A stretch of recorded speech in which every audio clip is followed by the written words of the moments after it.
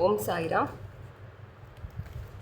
మనము మనకు నచ్చినట్టు జీవించాలి. అంటే ఏంటి అంటే మనం మనస్ఫూర్తిగా చేయాలి. ఏదైనా పని చేస్తే హార్ట్ఫుల్గా చేయడం అంటారు. అంటే మనకు నచ్చినట్టు మనం ఉండాలి. ఎవరేమనుకుంటే నాకేంటి ఏంటంటే ఆ పని చేస్తే మనకు సమాజంలో అది యూజ్ అవుతుందా, సమాజం వల్ల మనం లబ్ధి పొందుతున్నామా, మనం హ్యాపీగా ఉన్నామా, ఈ కాన్సెప్ట్ అన్నమాట. అంటే మనము అంటే వెస్ట్రన్ ఫిలాసఫీ ఎలా ఉంటుందంటే కెరియరు, సెటిల్మెంట్, డబ్బు ఇవన్నీ వస్తాయి. అంటే సక్సెస్కి ఒక డెఫినేషన్ ఇచ్చారనమాట. కానీ మన లైఫ్లో ఒకప్పుడు అంటే మనం హ్యాపీగా ఉండేది. చాలామంది దాన్ని విమర్శిస్తారు. ఎందుకంటే మన మీద ఫోకస్ వేసేవాళ్ళు అవసరమా, అది అవసరమా, ఈమెకి ఎందుకు. కానీ మన మనసుకు చేసింది మనకు హ్యాపీనెస్ని ఇస్తుంది కదా. వాళ్ళ ఎవ్రీ పర్సన్ ఈజ్ యూనిక్. అంటే ప్రతి ఒక్కరికి ఒక ఆలోచన ఉంటుంది. ఆ ఆలోచన ఇంప్లిమెంట్ చాలామంది చేయలేరు. ఏమనుకుంటారో ఏంటో, వాళ్ళు నచ్చుతుందని. కానీ మన మనసు కనిపించడం చేయడం కూడా ఒక పెద్ద వరమే. ఆలోచించండి. అది ఎవరు చేయలేరు. ఎందుకంటే నలుగురి కోసం ఆలోచించాలి, సొసైటీ కోసం ఆలోచించాలి. నచ్చిన పనులన్నీ చేసుకుంటూ పోవడం వల్ల ఆనందం ఉంటుంది. అందులో ఎక్స్పీరియన్స్ అయితే వస్తాయి. గుడ్ వస్తుంది, బ్యాడ్ వస్తుంది, అన్నీ తెలుస్తాయి.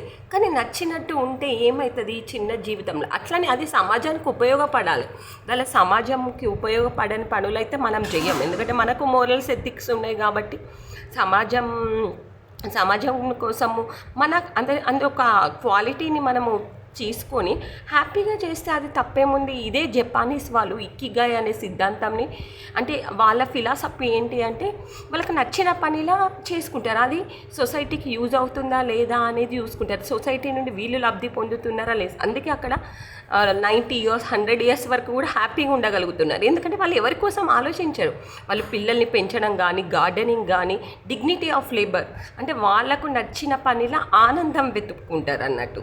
అంటే సక్సెస్కి సింబల్ డెఫినేషన్ ఇవ్వాలి. హ్యాపీగా ఎంజాయ్ చేస్తారు లైఫ్ని. అది చిన్న పని అయినా పెద్ద పని అయినా ఈ పని అనే ఉండదు. పక్క వాళ్ళ మీద ఫోకస్ పెట్టారు. వాళ్ళ పనిని వాళ్ళు ఎంజాయ్ చేస్తారు. నామోషిగా ఫీల్ అవ్వడం, నేను చిన్న పని చేస్తున్న కంపారిజన్స్ ఉండవన్నమాట. మనకు నచ్చిన పని మనం చేసుకుంటూ పోవడం అనేది ఎంతో హ్యాపీనెస్ని ఇస్తుంది. అదే ఇక్కిగాయ్ సిద్ధాంతం. ఇక్కిగాయ్ సిద్ధాంతం అంటే మన దృష్టిలో ఏంటంటే ఇక్కడ మనకు నచ్చినట్టు ఉండాలి. అరే నేను ఈ పని చేస్తున్నా, ఎవరేమనుకుంటారో, వాళ్ళకి చేస్తే వాళ్ళకి అది చేసి వాళ్ళకు ఉందిరా, వీళ్ళకి లేదురా, ఈ మాటలు వస్తాయి. ఎదుటి వాళ్ళు చేసినప్పుడు విమర్శలు వస్తాయి. అసలు ఎదుటి వాళ్ళ మీద ఫోకస్ ఎందుకు? ఫస్ట్ ఆఫ్ ఆల్ ఎదుటి వాళ్ళ మీద ఫోకస్ పెట్టారన్న వరకు మనం చాలా హ్యాపీగా ఉంటాం. మన పని మీద మనం హ్యాపీగా ఎంజాయ్ చేస్తాం. అది చేస్తే ఎదుటి వాళ్ళకి నచ్చచ్చు, నచ్చకపోవచ్చు, వాళ్ళు విమర్శించవచ్చు, ఏదైనా చేయవచ్చు. కానీ మనకు నచ్చినట్టు మనం ఉండడం అనేది గొప్ప. అలా ఉండడానికి ట్రై చేస్తే చాలామంది హ్యాపీగా ఉండవచ్చు. ఓం సాయిరామ్.